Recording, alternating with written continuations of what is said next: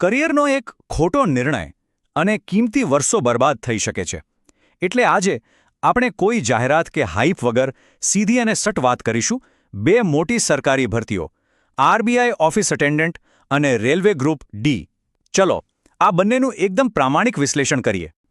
સૌથી પહેલા વાત કરીએ આરબીઆઈ ઓફિસ અટેન્ડન્ટની. જુઓ, આ કોઈ સામાન્ય નોકરી નથી.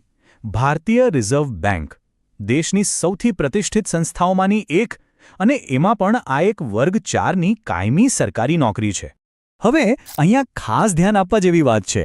લાયકાત શું છે? માત્ર 10મું ધોરણ પાસ. પણ આમાં એક એવી શરત છે જે મોટાભાગના લોકોને ખબર નથી હોતી. એ છે કે ગ્રેજ્યુએટ ઉમેદવારો આમાં ફોર્મ ભરી જ નથી શકતા. વિચારો, આ એક જ નિયમ કોમ્પિટિશનને કેટલું ઓછું કરી નાખે છે. ઉંમર મર્યાદા છે 18 થી 25 વર્ષ, જેમાં છૂટછાટના નિયમો લાગુ પડશે. હવે વાત કરીએ પગારની, જે સૌથી મોટો પ્રશ્ન હોય છે. તો અહીં શરૂઆતનો ગ્રોસ માસિક પગાર લગભગ 46,000 રૂપિયા જેટલો બને છે. અને એટલું જ નહીં, અઠવાડિયામાં માત્ર 5 જ દિવસ કામ, એટલે કે શનિ રવિ રજા. આની સાથે મકાન ભાડા ભથ્થું અને બીજા કેન્દ્ર સરકારના લાભો તો ખરા જ. તો આ નોકરી મેળવવા માટે કરવું શું પડે? જો, પ્રોસેસ એકદમ સિમ્પલ છે. પહેલાં 120 માર્ક્સની એક ઓનલાઈન લેખિત પરીક્ષા આપવાની, અને એ પાસ કર્યા પછી એક લેંગ્વેજ પ્રોફિશિયન્સી ટેસ્ટ એટલે કે એલપીટી. બસ આટલું જ. અને ફરીથી યાદ કરાવું, રિયાલિટી ચેક એ છે કે ગ્રેજ્યુએટ લોકો બહાર હોવાથી જે લોકો ખરેખર લાયક છે એમના માટે આ એક ગોલ્ડન ચાન્સ છે.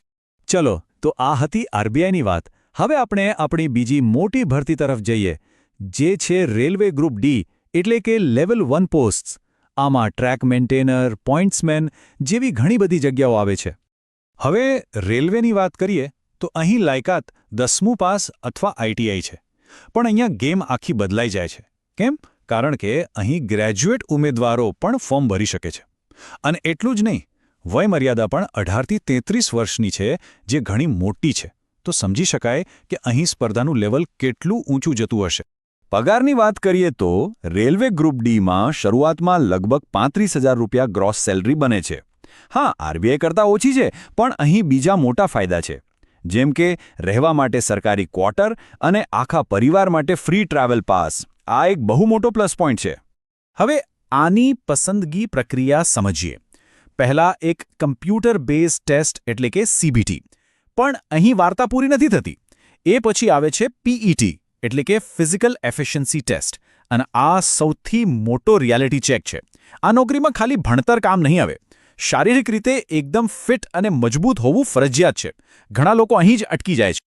ઓકે, તો હવે બધું જ સામે છે. ચાલો એક ફટાફટ સામસામે સરખામણી કરી લઈએ. પગાર આરબીઆઈમાં ઘણો વધારે, લગભગ 46,000. રેલવેમાં 35,000.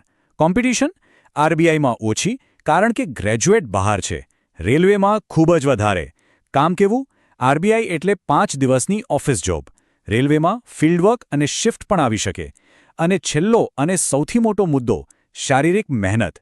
આરબીઆઈમાં બિલકુલ નહીં, જ્યારે રેલવેમાં પીઈટી ફરજિયાત છે અને કામ પણ મહેનતવાળું હોઈ શકે છે. તો હવે આ બધી જ માહિતી આપણી સામે છે. સૌથી મોટો સવાલ એ જ છે કે આમાંથી કયો રસ્તો પસંદ કરવો.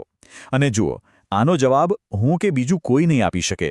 આનો જવાબ દરેક ઉમેદવારે પોતાની જાતને પૂછવાનો છે, પોતાની પરિસ્થિતિ અને પોતાની પ્રાથમિકતાઓને જોઈને. ચાલો, તો આને એકદમ સરળ બનાવીએ. જો કોઈની પ્રાથમિકતા ઊંચો પગાર, 5 દિવસનું અઠવાડિયું અને એકદમ ઓફિસનું વાતાવરણ હોય તો એમણે આરબીઆઈ વિશે વિચારવું જોઈએ. બીજી બાજુ, જો કોઈની ઉંમર 25 વર્ષથી વધુ હોય, શારીરિક રીતે એકદમ સક્ષમ હોય અને ભારતમાં ગમે ત્યાં ફિલ્ડમાં કામ કરવા તૈયાર હોય, તો એમના માટે રેલવેનો દરવાજો ખુલ્લો છે. મુદ્દો એ છે કે નિર્ણય પોતાની લાયકાત, પોતાની જરૂરિયાત અને પોતાના સંજોગોને આધારે જ લેવો જોઈએ. કોઈની દેખાદેખીમાં નહીં. બસ આ જ સાચી સમજદારી છે.